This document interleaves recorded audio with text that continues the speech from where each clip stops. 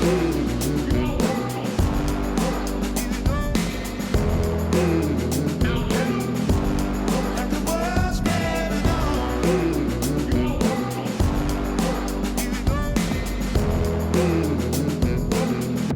then, everyone, welcome to the Wedding Mavericks podcast with me, Lindsay, and Jules.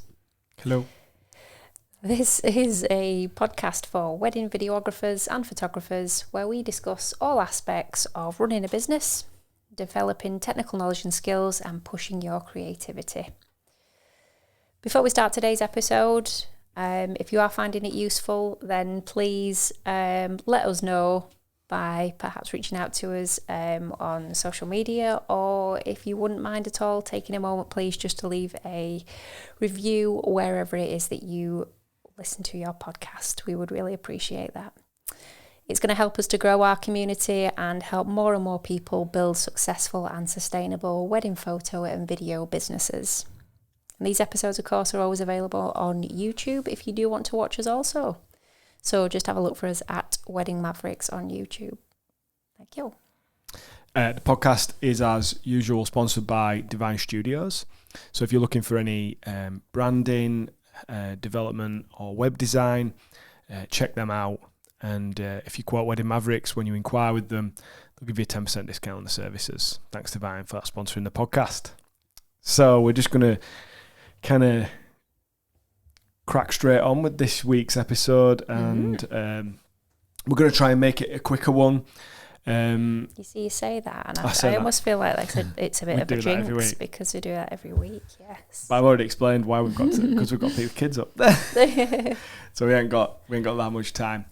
It's been a funny week really, because things are starting to get busy. There's a lot going off in terms of work. So we've got like quite a few weddings coming up in the next. We've had some in the last week, and we've got some coming up in the weeks ahead. So I'd say this is probably on paper, and it will probably be practical as well, the busiest part of our year. Yeah. These next few weeks. So we really want to make sure we record the podcasts and keep putting them out. So we're trying to find. We might not be sticking to the planned podcasts that we were going to do, just because they take a little bit more prep. Today's is going to be more kind of discussion based on something that came up at the weekend that we're going to talk about. So we had a couple of weddings last weekend, one on Friday, one on Saturday. They were both a bit of a drive away from where we live, so we were on the road, weren't we? Yeah. And the topic that we're going to talk about, which is more kind of, rather than being a technical topic or a business related topic, it's more of a like opinion or preference thing, isn't it? Which I suppose when you're talking about anything that's creative or artistic, it's actually hopefully people will connect with this topic in a way where they have their own opinion, or maybe stuff we'll talk about in this might change your opinion a little bit. Who knows? And certainly, if you have your own view on this, we'd love to hear it. Yeah. What we're going to talk about, because I think, I'd always like to hear other people's points of view and opinions, because I'm always looking for a more broad understanding. And I like it when someone changes my view on something, because they've brought something to the table that maybe I hadn't considered, or in a way that I hadn't considered. So we'll. I think it's. Sorry, I was going to say. I think it's what you're just saying it there. I think because it's around the approach, somebody's approach to how they. Yeah. It's not really what the output there. is. Yeah. No, but I think there are so many different approaches. Each individual videographer, photographer will have their own mental, if you like, and physical approach to a wedding. But there are only a handful, a very small number of words or the terms used to describe those styles. One of them being the one that we're going to delve into today, documentary. It's funny, isn't it? And I think that because there's so many of these different approaches, just a small number of terms that people like to use. Yeah. I think that's a big reason in why it's such a topic of discussion for people and debate, and can sometimes kind of, especially in the group, sometimes does cause causes reactions, doesn't it? Yeah, but I mean, whatever you do to document a wedding day, capture a wedding day, whatever style or approach you've got, it doesn't. The main thing for me, and I think you'd agree with me, is that you are the first and foremost thing you're doing on that day is doing it for the couple. You're showing them 100%. Their wedding day back. Now, whatever taste they've got in terms of the aesthetics or the types of images or videos that they want from their wedding day, and the way in which that person will gather them, capture them, the word capture just gets used a lot, doesn't it? That they choose the person or people or style that an approach that they will hopefully will suit them. Mm-hmm. But I think the reason we're going to discuss this is because people don't know, unless they've actually watched you at a wedding. If they're just reading your website or Instagram, they're just hearing what you're telling them that you do, your approach and your style, you might be mislead. They might be getting misled, mm-hmm. might they? Yeah. Because, are you really a documentary wedding photographer or videographer? I think it's less of a thing. I don't think it's a term that's used necessarily by videographers per se. I'd say we're quite documentary in style, mm-hmm. but I think it's less of a thing of like, this is a style, whereas with photography, I think it's very much documentary wedding photographer is mm-hmm. a very much it's like a search term, isn't it? Yeah. So just before we go any further, this isn't like, we are going to talk about this specific experience that we had at the weekend, and this isn't like about criticising, because everybody's got their own way of doing things. It's more about, is it right to not be honest about how you really do things? Because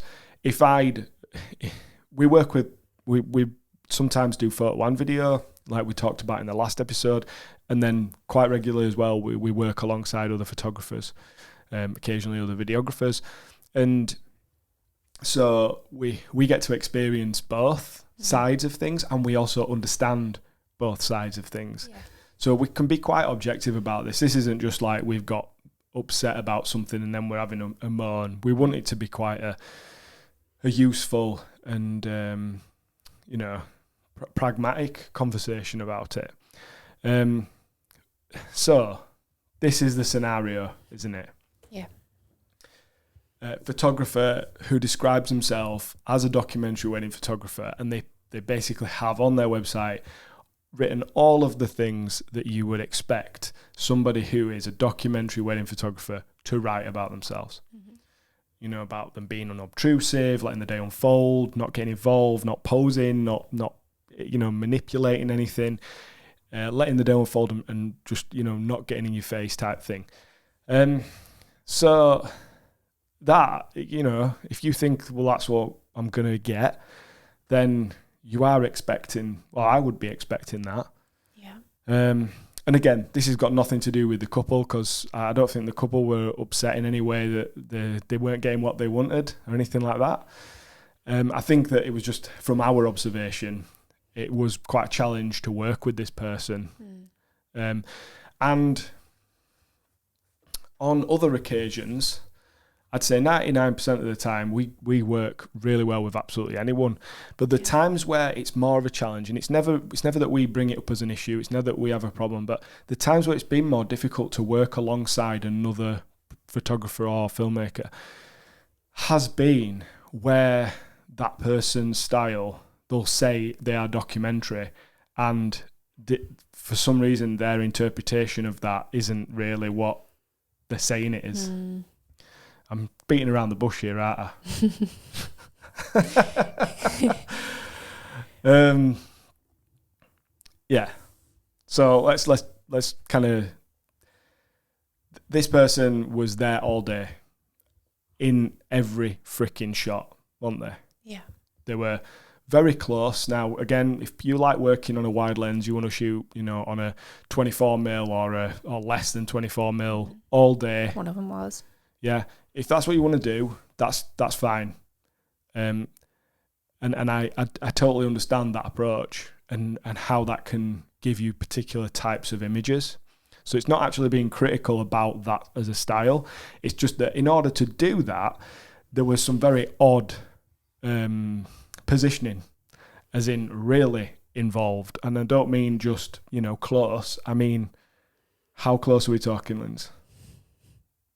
Linz doesn't get wound up by anything, but it was starting to get, especially when you were getting told that you were in the way. Yeah. I found that difficult. Yeah. Found that difficult at the weekend. It was just too much. It was too much. The personality. Yeah, which again, everyone's got different personalities, so we can't really. No. It was overbearing. Absolutely. Yeah. It was. Yeah, it was overbearing. It was in everybody's faces. It was. Don't do the silent thing.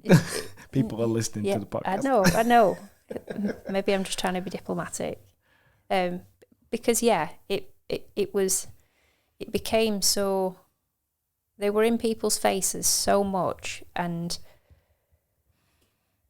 just had this desire to be the centre of attention themselves so much throughout the day.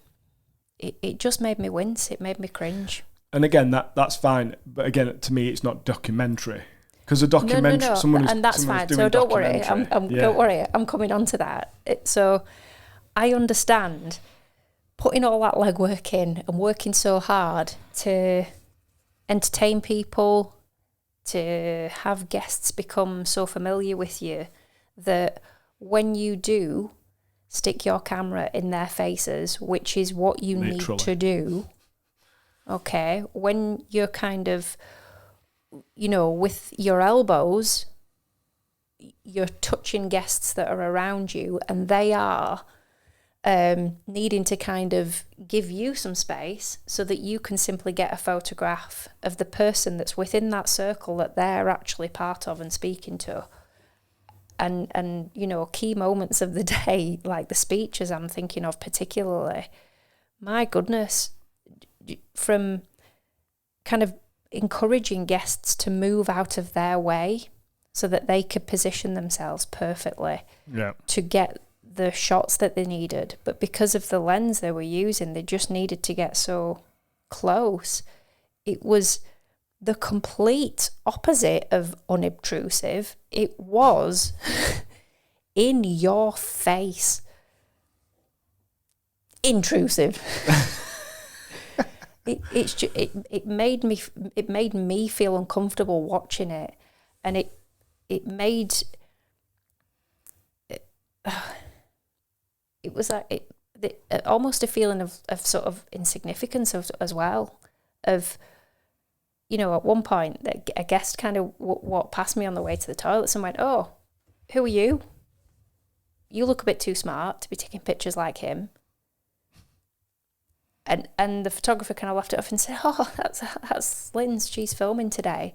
And I kind of thought, there you go. The fact that guy doesn't know who I am means in my mind, I'm doing my job right. I'm doing exactly what we say on our website. The unobtrusive blend into the background.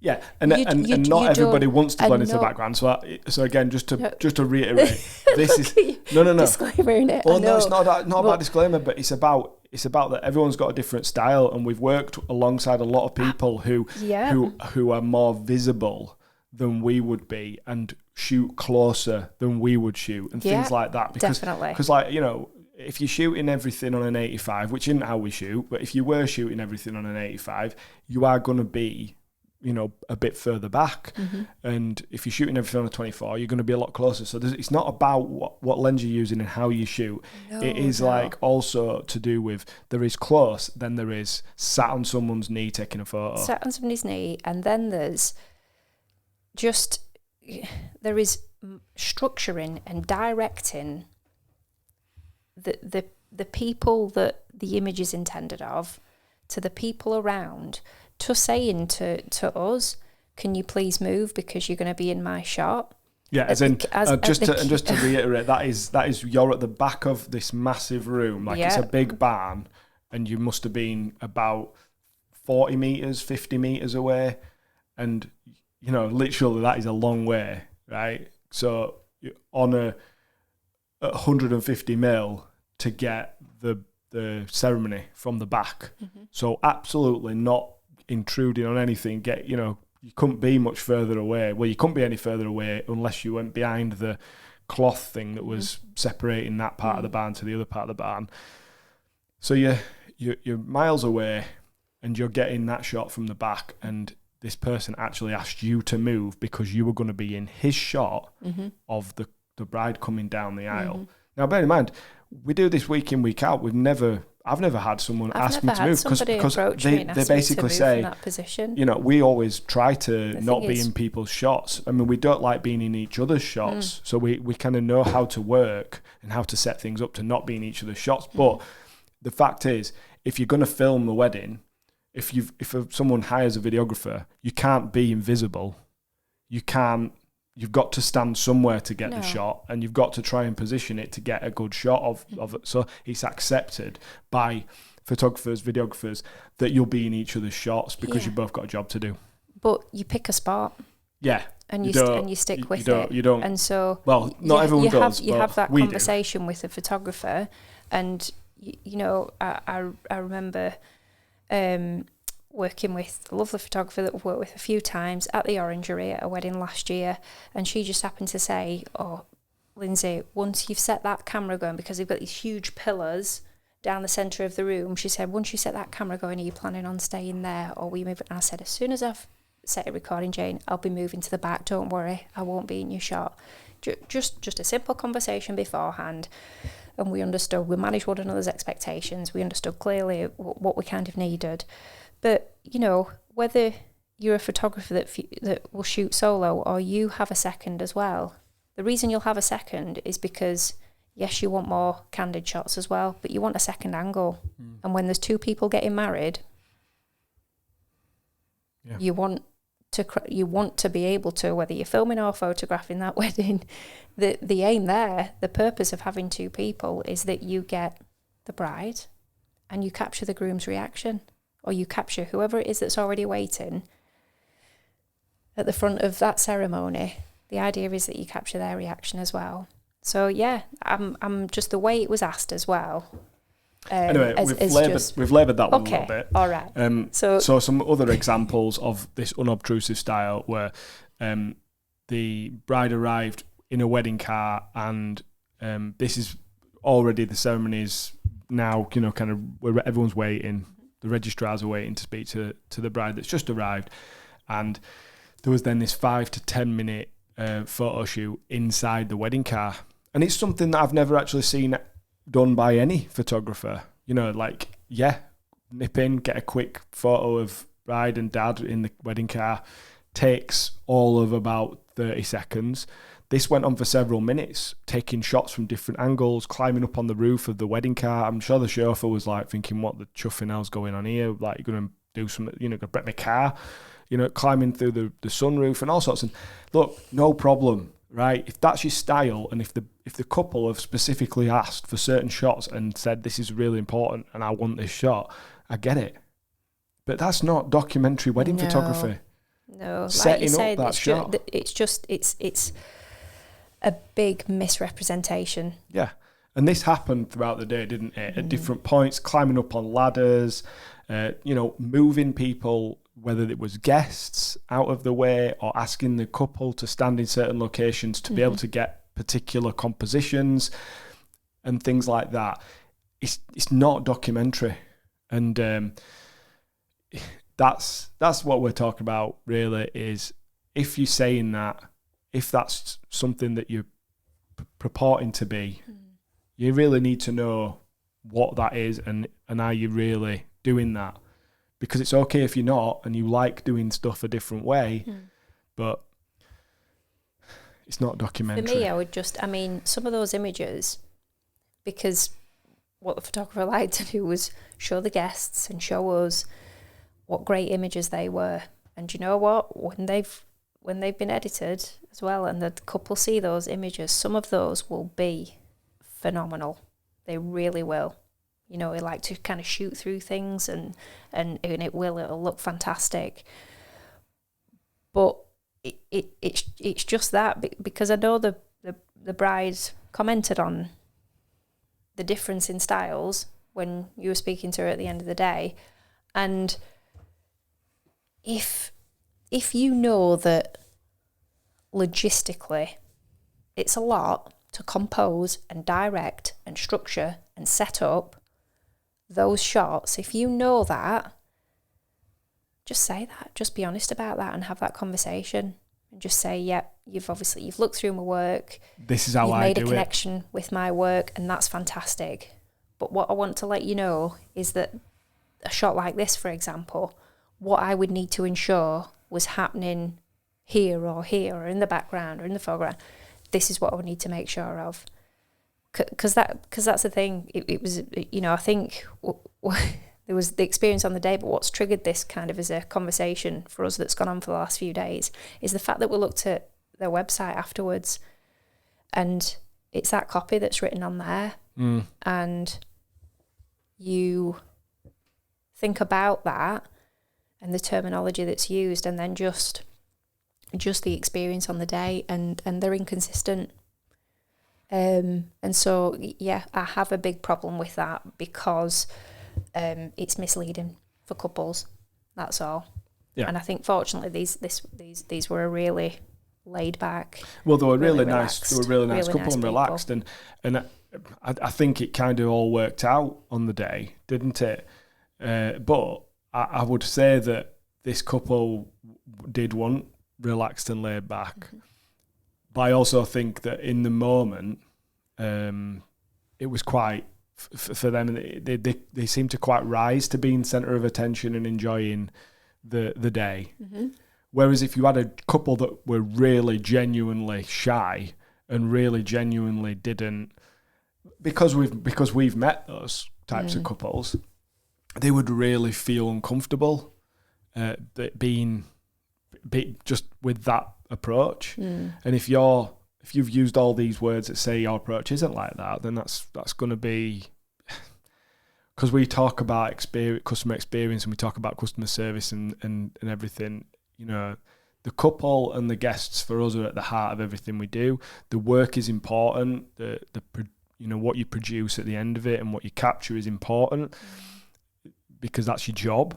But the way in which you deliver the job, there's someone for everybody out there. Definitely. There is a style, an aesthetic, an approach for everybody. Some people want, very editorial images. Some people want very staged, posed stuff, and some people want somebody who is literally just going to not impact on the day. Yeah. So. And that's just the thing, isn't it? Just ask yourself, are you being honest about how you capture your images, put your film together? Are you being honest about that? Are you genuinely portraying what the couple will get from you? Because you said near the beginning, it could be that the couple have never met you before, and I know we've previously talked about how good it is to get referrals, and especially when people have kind of seen you in action, if you like. So not only can they take that first-hand experience of what they've observed, they then go a bit further by finding more about you personally on social or on your website. So what a great combination of understanding who it is that you want to go ahead and book. But then sometimes, couples only have the information that you're sharing with them before they make a decision. Yeah. Or they'll make a decision based on how you portray yourself on your website, within your work, on your social media, and then they make a booking from there. So just consider that for a moment. What you're putting out there in writing, how you're sharing your persona on social media, is that genuine, and is that really what the couples are going to get? I mean, what I suppose I know because we've gone through this so recently, but you know, in terms of we've thought really hard about the copy that we wanted to put onto our website, and I think the approach that we believed in delivering and that we were aiming to deliver in from day one, really at the core of that, it's still the same now, isn't it? Yeah. Would you agree? Yeah. So when we talk about documentary or candid, for instance, you know, to listeners or viewers, where do you sit in that kind of spectrum, if you like? Which end of the scale do you sit at? Where would you put us? Well, I think we're a mixture.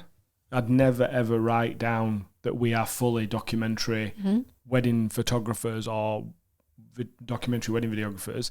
We don't have a style which lends itself to being completely everything is documentary. I would say the biggest part of the day, 78% of it, is definitely documentary. Because we do just capture things as they happen. We anticipate things. We try to be in the right place at the right time to capture things. And we do just document what unfolds. We're not telling people where to be. We're not trying to stop people or encourage them to do something that they weren't going to do naturally. You know, we're trying not to be noticed too much because we want people to behave naturally in front of the camera. And I think that a lot of the time we manage to achieve that. But then also, if we were, for instance, it is different when we're doing the video compared to the photo, but we do think that people should have, if they want them, some shots with their family, like group shots and things like that. And if they want some portraits of just the two of them, something that looks like, hey, we got married today and we're in our best stuff, we're in our suit and our dress or whatever, and we're, you know, not necessarily smiling at the camera, but just some kind of intended, like, I'm having my photo taken and I might put this one up on the wall or whatever, or this might be my screensaver on my phone, things like that. You know, this one might go in the album. We do that, and I think that that's right for people to want that on their wedding day, but the rest of it shouldn't be impacted. When they're having fun with a guest, it should just be about having fun with a guest. And if you get some great footage and some great snaps of that, amazing. And if you can pull off good composition and you've got the lighting on point and you've managed to create a really cool image, or you manage to get a sequence of video clips that really look good together, then I think that's the mark of somebody who's really good at what they do. But setting anything up, stopping people, asking them to do something again, or, you know, in kind of involving yourself in what it is that they're doing, so that you can get this somehow almost intimate moment inside it, but it can't possibly be as natural as it was going to be, because you've now inserted your camera and yourself into, you know, like you say, if there's like a people stood around talking or drinking or whatever, and you then become in that, to me, that's no longer a candid moment, even if it is just happening, because those people are very much thinking, what's this person doing? I don't, you know. Yeah. Because when people say they feel uncomfortable in front of the camera, and people say I'm a documentary wedding photographer or videographer or whatever, I don't make you feel uncomfortable in front of the camera. How can people not feel uncomfortable if all of a sudden they were having a chat and now there's a camera in the chat? That's just my take on it. Yeah. I might be wrong. So let us know in the comments if that's not how you think it should be. Send us a DM. It's difficult, isn't it? Because like I said, there are so many different approaches, and each photographer and videographer that we as individuals are each going to have our own interpretation of those words. You know, our interpretation and understanding of the word documentary or candid will be different to the next person and the next person.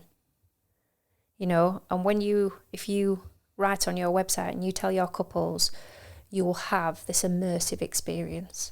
You'll be able to re-immerse yourself in my images or my films, my wedding videos. Do you know what? On the one hand, when I think about that photographer on the dance floor, and again, that circle of a few people who are dancing, but he is the person in the middle of that, taking the images, yeah, he is literally immersed in the centre of that. And the images that will come out, of course, absolutely, they're going to be. There are some times and places. Yeah, there are some times and places where that approach is valid, and that is one of them. I think. I don't really have as much of a problem with that as I do, you know, other parts of the day. Like for instance, the ceremony. You know, there was some interference in the ceremony. There was some interference in the speeches. You know, for example, the speeches. You know, obviously we're trying to capture these moments as well, and this person was dictating where the person stood to deliver the speech, even though it wasn't like there was loads of different places to give the speech. It was just the case of it was moving people around so that everyone gave the speech from the same place, as in moved from where they were, stood up, to the same place, which was perfect vantage point for them to get their photos. That's not documentary. No. So that's, yeah. We won't mention the wine glass on the top table. There were, and then, yeah.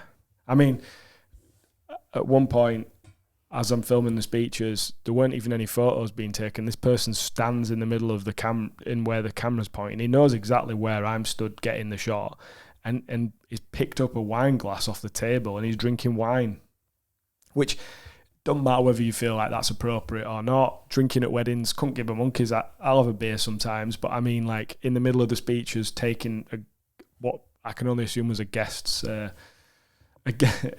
wine glass and start drinking from it in the middle of the speeches, but also then like totally blocking me filming the person who's giving the speech. It just was probably the most odd thing that's ever happened. In terms of trying to work alongside another professional. Across the room, I was looking at where I got. Yeah, what? And you couldn't even see how it was blocking my shot. No, not from that side, but just thinking from the opposite so now side I've of the got to room. deliver the couple's speeches with, you know, they can't see the person, the groom or whatever, giving the speech at that particular moment because there's a swig from the wine glass, which goes on for about a minute, you know, stood there. Anyway, we obviously had a bad experience and we thought we'd share it with you. It's not raw at all, and is it? But anyway, so to just despite a few moments of kind of making it a little bit more personal there, because it's the main thing for us, you know, one, the couple had absolutely no idea that I was really bothered. Yeah, because we're not going to actually bring it up, and we don't even bring it up with the photographer. No. We were firm when we needed to be, as in no, we're not moving. You know, if he made a request, you know, even stuff like you told me that in prep, he kind of came and stole. You had a good shot that you'd kind of, you know, you'd seen a good composition, a good place to stand, an angle, and then he came and stole it and stood right in front of you where you were shooting, because he even said, "Ooh, what you got there?" and then came and stood in front of your camera.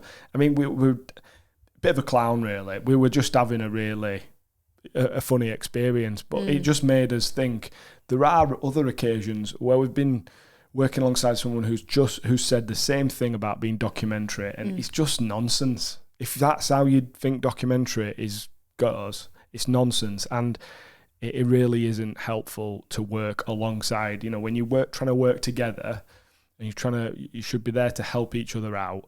It's not about you being the most important, or you know, it should be a collaborative effort. That's the thing for me. I think. Although the bride kind of the bride at the end of the evening, it sort of made reference to it to you, and was obviously aware of the photographer's approach and their, she'd seen it and throughout the day. Like you've said, thankfully, well, one, like you've said, we would never even dream of making an issue of it on the day, and didn't. But she just had a lot of kind of awareness of herself, but you could see it didn't thankfully detract from that couple, that family, that bunch of friends that was there. It was a massive party for them, wasn't it? It was 3 years in the making, and a medical issue with the groom a week before the wedding and things like that, and they were just so gracious and excited for that day that it had taken something horrendous to spoil that for them. But you could see she was aware of it, and for me it was just, and I know we've talked about this, it was just that thing of, let's just be real about how we're representing ourselves to our couples.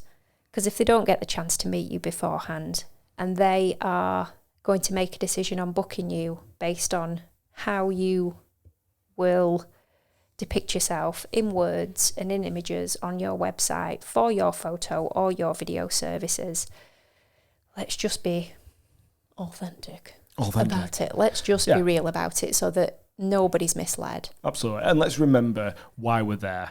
100%. We're there for the couple. Yeah. And it's not about the artist. We're not there for ourselves. And if they've asked you to be very direct and to arrange everything, and that's your style and your approach, that's great, because they've picked the right person. But if they're so that's, and just before we wrap it up, so what I wanted to mention was, just so that we were clear on what documentary wedding photography is and everything. So one of my favorite photographer and videographer companies, businesses, artists, creatives, is York Place Studios. If you've not checked them out, you've probably heard of them because they're quite well known, and they're based in the north of England. And check them out because they're great. But I happened to Google documentary wedding photographer. One of their blogs that they'd written came up, and so I read that, and I've just lifted this from it. And I just wanted to say, because I just wanted to be clear on what documentary wedding photography is. So this is to quote them: documentary wedding photography is simply the photographing of unposed wedding moments captured as they spontaneously occur without prior instruction or intrusion by the photographer.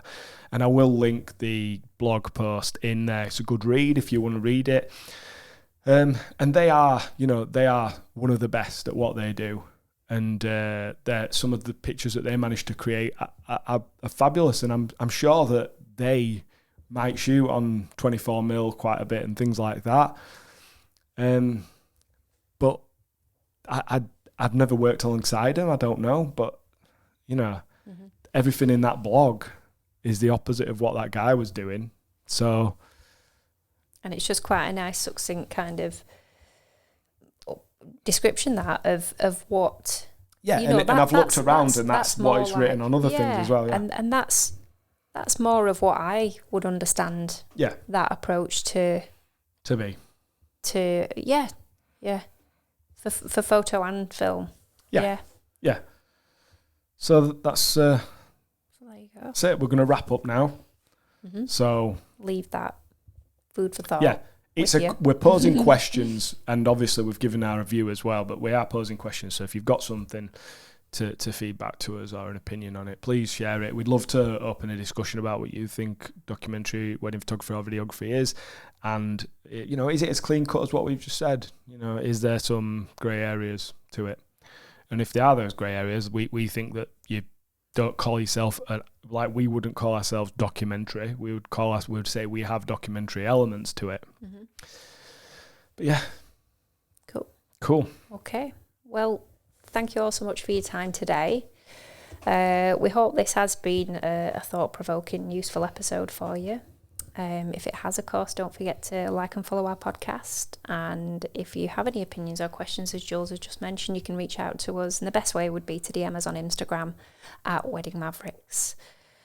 We will be shooting a couple of weddings. Going tomorrow. Tomorrow, yes. And then, not Friday, but then on Saturday. So out and about again over the next couple of days. We have another school holidays fast approaching. Yay! 4 weddings next week. So live streaming job. Yeah. Some meetings with potential clients. Busy. Yeah, busy. Good. And we hope you are too, and that you have a great weekend and enjoy the weddings or whatever work it is that you're up to. Okay. Take care, everybody, and we will see you in the next one. Bye.